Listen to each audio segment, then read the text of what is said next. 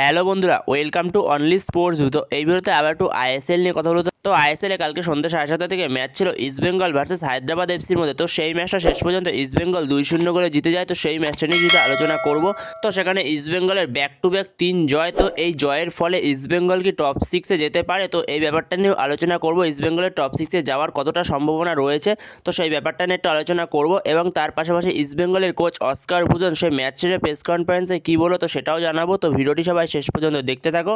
আর চ্যানেলে নতুন হয়ে থাকলে চ্যানেলটি সাবস্ক্রাইব করে পাশে থাকা বেল আইকনটিকে অন করে পাশে থেকো। তো সেখানে ইস্টবেঙ্গল থেকে দুরন্ত পারফরমেন্স লাস্ট 3টে ম্যাচ থেকে, যেখানে ফার্স্ট মোহামেডান এফসির সঙ্গে 3-1 জয়, তারপরে পাঞ্জাব এফসির সঙ্গে 3-1 জয় এবং কালকে হায়দ্রাবাদ এফসির সঙ্গে 2-0 গোলে জয়। তো সেখানে ইস্টবেঙ্গলের থেকে দুরন্ত পারফরমেন্স লাস্ট 3টে ম্যাচ ধরে। তো সেখানে ইস্টবেঙ্গল এই প্রথম আইএসএল এর মঞ্চে প্রথম 3টে ম্যাচ জিতলো পরপর। এছাড়াও ইস্টবেঙ্গল এই প্রথম আইএসএল এর মঞ্চে 27 পয়েন্টে পৌঁছালো। তো এর আগে ইস্টবেঙ্গল আগের মরশুমে 23-24 মরশুমে ইস্টবেঙ্গল হাইয়েস্ট 24 পয়েন্ট অবধি পৌঁছাতে পেরেছিল। তো এই মরশুমে ইস্টবেঙ্গল এখনও পর্যন্ত 27 পয়েন্টে পৌঁছাতে পেরেছে। তো সেখানে ইস্টবেঙ্গলের কাছে টপ 6-এর রাস্তা কিছুটা খোলা রয়েছে, অন্য দলের ওপর কিছুটা নির্ভর করতে হবে। এছাড়াও নিজেদের যে লাস্ট দুটো ম্যাচ পড়ে রয়েছে, বেঙ্গালুরু ম্যাচ আর নর্থ ইস্ট ম্যাচ, তো সেই দুটো ম্যাচ তাদের জিততেই হবে। তো এছাড়াও অন্য দলের ওপর একটু নির্ভর করতে হবে। তো সেখানে ইস্টবেঙ্গলের এই মরশুমে টপ 6-এ ওঠার জন্য একটা ক্ষীণ সম্ভাবনা রয়েছে। তো যেখানে ইস্টবেঙ্গল কালকে ফার্স্ট হাফে ঠিকঠাক অতটা ভালো খেলতে পারেনি, কিন্তু সেকেন্ড হাফটা দুরন্ত পারফরমেন্স করেছে ইস্টবেঙ্গলের প্লেয়াররা।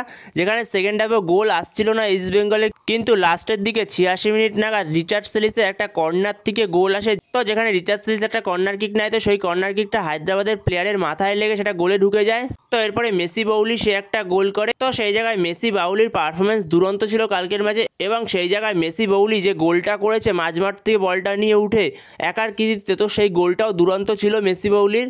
এবং তার সঙ্গে সঙ্গে ইস্টবেঙ্গলের ডিফেন্স দুরন্ত ছিল, যেখানে হেক্টর ইউস্তে এবং আনোয়ারলি দুরন্ত ডিফেন্স করেছে ইস্টবেঙ্গল হয়ে। তো এরপরে সবচেয়ে বড় প্রশ্ন হলো, ইস্টবেঙ্গল কি এই মরশুমে টপ 6-এ উঠতে পারবে? তো সেই জায়গায় হ্যাঁ, ইস্টবেঙ্গল টপ 6-এ উঠতে পারবে। তো সেই জায়গায় ইস্টবেঙ্গলের টপ 6-এ ওঠার জন্য একটা ক্ষীণ সম্ভাবনা রয়েছে, যেখানে অন্য দলের ওপরও কিছুটা নির্ভর করতে হবে ইস্টবেঙ্গলকে, এবং নিজেদের যে দুটো ম্যাচ রয়েছে লাস্ট দুটো ম্যাচ, তো সেই দুটো ম্যাচ তো জিততেই হবে। তো সেই জায়গায় ইস্টবেঙ্গল টপ 6-এ কীভাবে যেতে পারে, তো সেই বিষয়টা নিয়ে যদি একটু আলোচনা করা যায়, তো সেখানে ইস্টবেঙ্গলের জন্য একটা রাস্তায় খোলা রয়েছে। 6 নম্বর দল হিসেবে ইস্টবেঙ্গল কোয়ালিফাই করতে পারে প্লে অফসে, যেখানে 4টে দল অলরেডি কোয়ালিফাই করে গেছে। যেখানে মোহনবাগান এফসি, গোয়া, জামশেদপুর এফসি এবং বেঙ্গালুরু এফসি অলরেডি কোয়ালিফাই করে গেছে।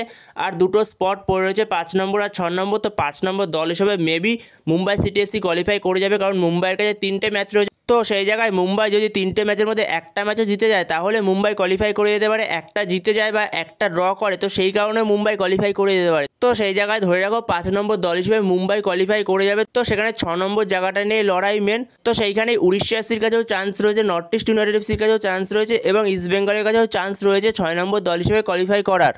তো সেই জায়গায় উড়িষ্যা খেলেছে 22টা ম্যাচ। তো সেখানে উড়িষ্যার কাছে আর দুটো ম্যাচ পড়ে রয়েছে, আর উড়িষ্যার পয়েন্ট হলো এখন 29। তো সেখানে উড়িষ্যার কাছে দুটো ম্যাচ পড়ে রয়েছে, দুটোর মধ্যে যদি দুটোই জিতে যায় উড়িষ্যা এফসি, তাহলে উড়িষ্যা এফসি কোয়ালিফাই করে যাবে। তাহলে আর ইস্টবেঙ্গলের কাছে কোনো চান্স নেই। তো সেই জায়গায় যদি উড়িষ্যা এফসি দুটো ম্যাচের মধ্যে একটা জিতে যায় বা একটা হেরে যায়, তাহলে ইস্টবেঙ্গলের কাছে চান্স আছে, যেহেতু উড়িষ্যা এফসির পয়েন্ট 29। তো সেখানে উড়িষ্যা এফসি একটা ম্যাচ জিতলে উড়িষ্যা এফসি 32 পয়েন্টে পৌঁছাতে পারবে। আর যদি উড়িষ্যা এফসি দুটো ম্যাচে জিতে যায়, তাহলে উড়িষ্যা এফসি 35 পয়েন্টে পৌঁছে যাবে। তাহলে আর কোনো চান্স থাকবে না, ইস্টবেঙ্গল ম্যাক্সিমাম 33 পয়েন্ট অবধি পৌঁছাতে পারবে। তো সেখানে ইস্টবেঙ্গলকে প্রার্থনা করতে হবে উড়িষ্যা এফসি যেন একটা ম্যাচ হারে। তো উল্টো দিকে নর্থ ইস্ট ইউনাইটেড এফসি, যারা এই মুহূর্তে 5 নম্বরে রয়েছে, তো এর পরের যে ম্যাচটা রয়েছে নর্থ ইস্ট ইউনাইটেড এফসির চেন্নাই এফসির সঙ্গে, তো সেখানে ইস্টবেঙ্গলকে অন্তত প্রার্থনা করতে হবে সেই ম্যাচটা যেন নর্থ ইস্ট ইউনাইটেড এফসি অন্তত ড্র করে। তো সেই ম্যাচটা যদি হেরে যায়, তো সেটা ইস্টবেঙ্গলের জন্য তো খুবই ভালো, নর্থ ইস্ট হেরে গেলে। তো সেখানে ইস্টবেঙ্গল অন্তত প্রার্থনা করবে যদিও না হারে, অন্তত যেন ড্র করে এই ম্যাচটা। তো সেই জায়গায় যদি north east United FC draw করে চেন্নাইয়ের ম্যাচটা, তাহলে north east United FC 33 point অবধি পৌঁছাবে।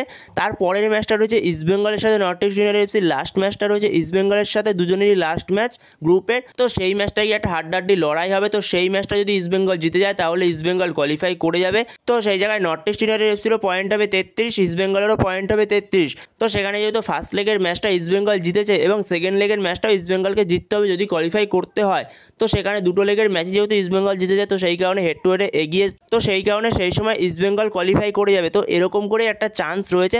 আর ইস্টবেঙ্গলকে তো ইস্টবেঙ্গলের লাস্ট দুটো ম্যাচ জিততে হবে, যেখানে বেঙ্গালুরু এফসি আর নর্থ ইস্ট ইউনাইটেড এফসি। তো তাদের নিজেদের দুটো ম্যাচ জিততে হবে এবং অন্য টিমের ওপর একটু নির্ভর করে থাকতে হবে। তো উল্টো দিকে যেরকম উড়িষ্যা এফসির ম্যাচ রয়েছে পরের ম্যাচটা মোহামেডান এফসির সঙ্গে, তো সেই ম্যাচটা উড়িষ্যা এফসি তো জিতবেই এবং তারপরে যে ম্যাচটা রয়েছে লাস্ট ম্যাচ উড়িষ্যা এফসি, তো সেই ম্যাচটা রয়েছে জামশেদপুর এফসির সঙ্গে এবং জামশেদপুরের ঘরের মাঠে সেই ম্যাচটা।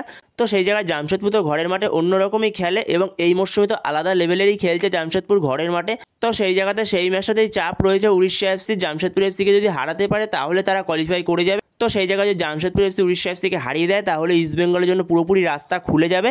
তো সেখানে দেখা যাক কী হয়, ইস্টবেঙ্গল কি আদৌ কোয়ালিফাই করতে পারে কিনা টপ 6-এ। তো এরকমই একটা সম্ভাবনা রয়েছে ইস্টবেঙ্গলের সামনে।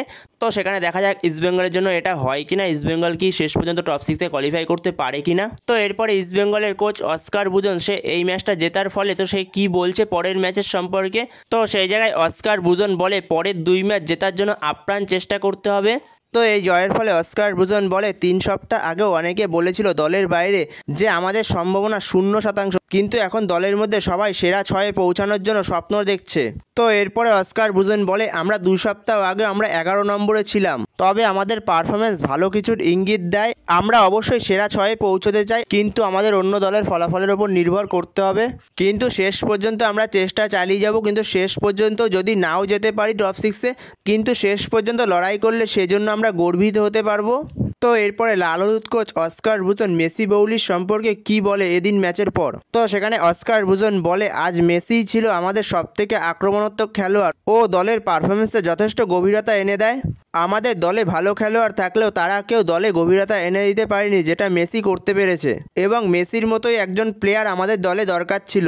তো সেখানে ম্যাচ শেষে লাল হলুদ কোচ অস্কার বুজন সে এগুলোই জানায় ম্যাচ শেষে। তো বন্ধুরা এই ভিডিওতে এই পর্যন্তই। তো এই ভিডিওতে এই আপডেটগুলো নিয়ে আলোচনা করার ছিল। তো ভিডিওটি ভালো লাগলে অবশ্যই লাইক শেয়ার সাবস্ক্রাইব করতে ভুলো না। তো নেক্সট ভিডিওতে দেখা হচ্ছে, ততক্ষণের জন্য বাই বাই।